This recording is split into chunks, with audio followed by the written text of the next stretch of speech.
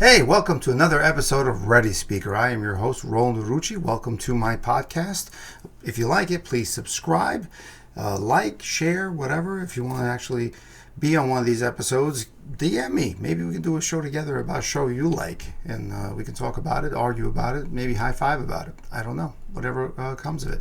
But what we're doing today is another episode review of Poker Face, episode 5 of season 1, and it's Time of the Monkey. The guest stars on this episode are Judith Light, who's from Who's the Boss, if I'm not mistaken, S.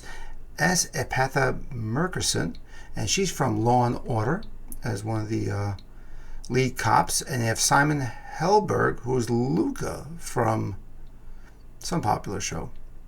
I'm trying to think of what it was. I'm lost, but I don't remember now. Let's see. Here it goes. I'm going to go to IMDb.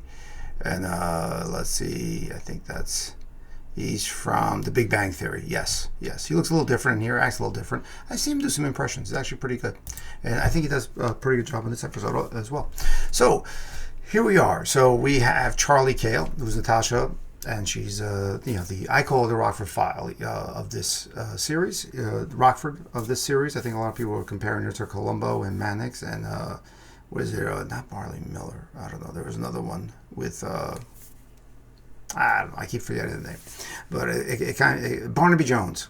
Barnaby Jones. Yes, that's the one I was thinking about. Barnaby Jones. I'm no bastard. And Cannon. Look them all up. I think you get a big kick out of those old shows. It's pre-Beretta. I think Beretta was like the real cop format thing. These guys were all private detectives and that noir in the 70s thing, 60s to 70s.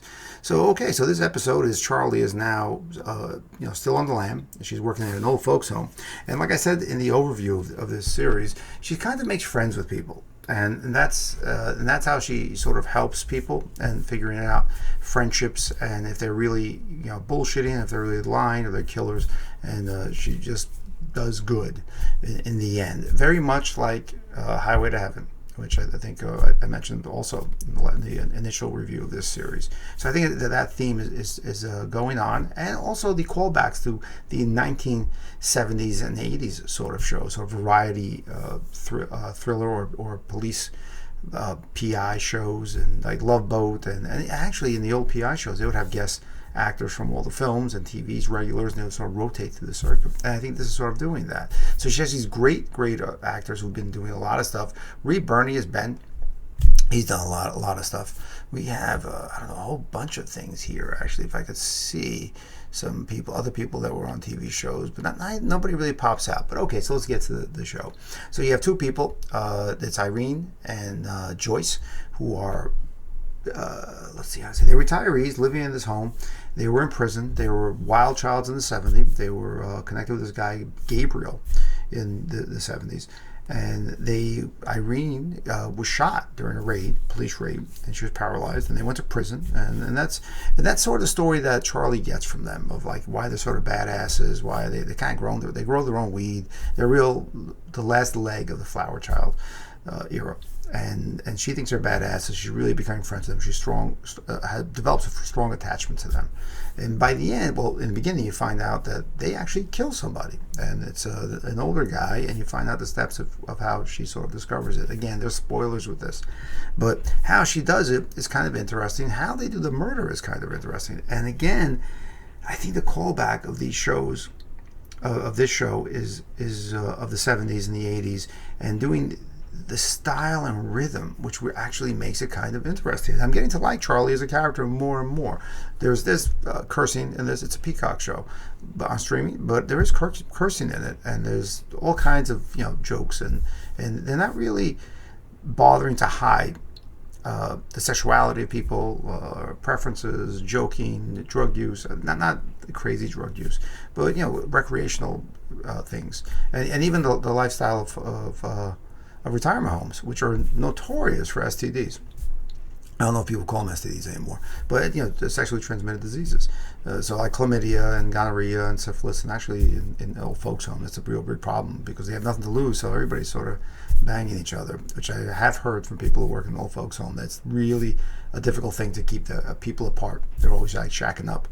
So they kind of bring that into this world, and it brings it to us. So you're modernizing, you're updating, what would have been a great scenario back in the 70s or 80s, and she develops this friendship. She finds out that something's amiss because she can feel when people are lying to her, and that's the whole theme of this. You can have this feeling of people lying. So again, sort of like doing the good work of people, and really figuring out when people are lying, and saving the people who are lying, or bringing them to justice when someone is actually lying.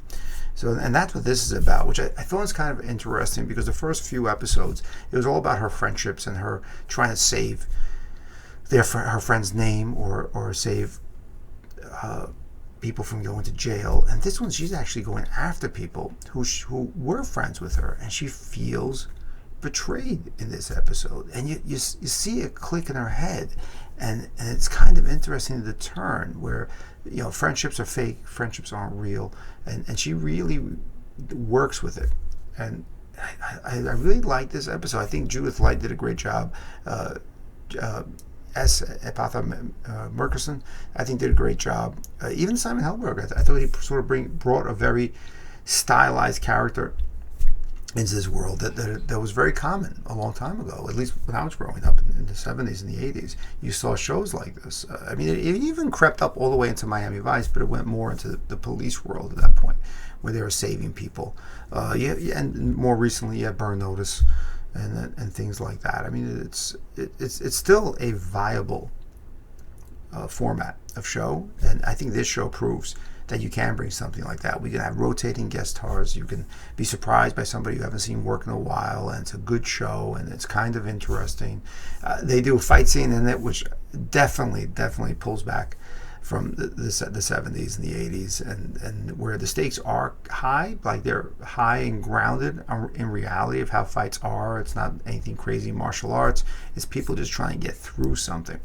And it's really, really interesting. And even Charlie sort of has a little spark with Luca, who's played by Simon Helberg, and that's even kind of funny, where you can see the sort of an attraction going on there. And normally these are male-led series, and this is a female, and it's really interesting to see that sort of play through. Where again we're looking at things in a very updated fashion, where things have come up and changed, and the taboos sort of aren't hidden; they're at the fore, and it's really, really interesting. I like this episode. I think it might be my favorite one so far, because I think the character is really evolving, and you're getting the sense of where their moral compass is. And in the beginning, it was like, hey, I just don't like people bullshitting, but now it's not just bullshitting. It's that you did a horrible thing. Actually, you might have been a fucked up person, and maybe you deserved what you got in life, and you shouldn't think of yourself as a victim. You're actually an aggressive person in society, and you're doing bad towards people who feel horrible, who have a conscience, and some people don't.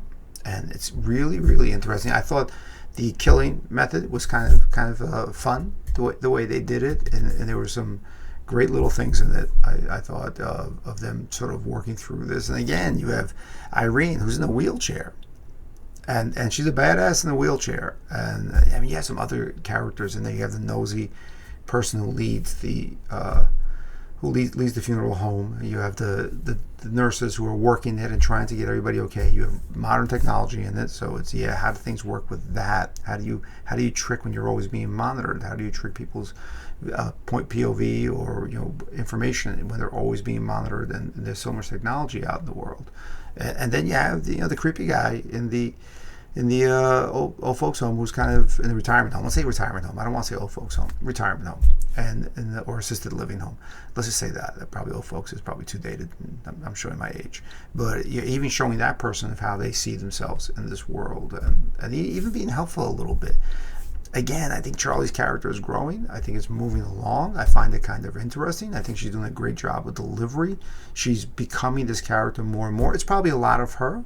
And I do feel that. I think it's a lot of her in this. I don't think it's a lot of other things. But she's bringing herself to this, and she's doing the work, and she's following up, and she's bringing her energy and her style into it. So I really enjoyed it. I think you should give it a watch. It's up and streaming now. It's this week's episode 5. I would definitely watch it. Share with your friends. It's a decent show. It shouldn't be canceled. Please, let's not cancel any more decent shows. It's too hard to find things that you can really watch and watch on a continuous basis. And I think this is one of those shows that does sort of surprise me. It is in the world of Burn Notice for me, where it's finding its legs finally. I think Burn Notice was a great show. If you ever do watch it, please do. If you ever get a chance, watch it. It's one that I watched it for its whole run. And it definitely changed and morphed as the series was going, but it was a very interesting show to the end.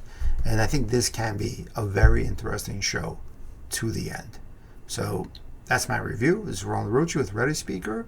But like I say every episode, I'm happy when I live a full day and I can put my head to my pillow and know I lived a day, and I'm happy when I wake up and I start a day. So I'll probably stop saying that at some point, but 2022 is still fresh in my mind, and it was a rough year. So let's start 2023 with good shows, good writing, good conversation, and let's just keep doing it. All right, bye.